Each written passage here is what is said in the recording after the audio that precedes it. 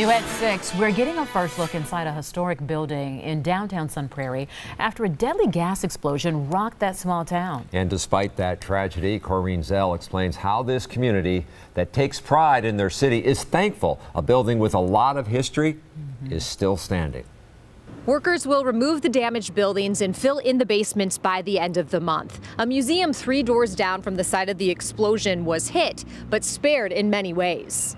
It's like taking a walk back in time when you step inside the Sun Prairie Historical Library and Museum. Board Chairman Joe Chase, also the town's former mayor, says the building was off limits for weeks. We had windows on 3 sides of the buildings that, as you can see, were broken or blown out. 8 broken windows, now covered with plywood and foam board. They said the pressures that happened inside the buildings just kind of went right through the building and blew out the other side.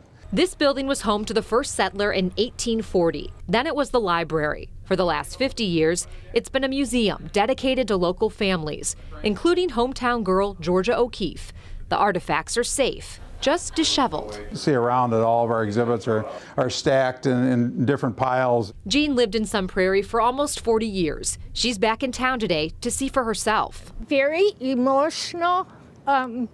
I can't believe there could be this much damage. Thankful her family heirlooms in the museum are intact. Something that your children and grandchildren can go see. Jessica heard the explosion, but this is the first time she's come down. We didn't want to be here right after it because it's kind of depressing. Do you think that the downtown will ever be the same?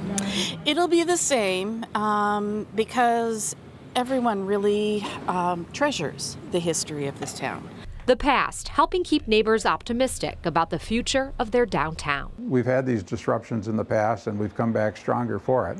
The museum is closed through the end of the year. Organizers plan to create an exhibit revolving around the explosion. Roadwork will start here next month. Reporting in Sun Prairie, Corrine Zell, today's TMJ4.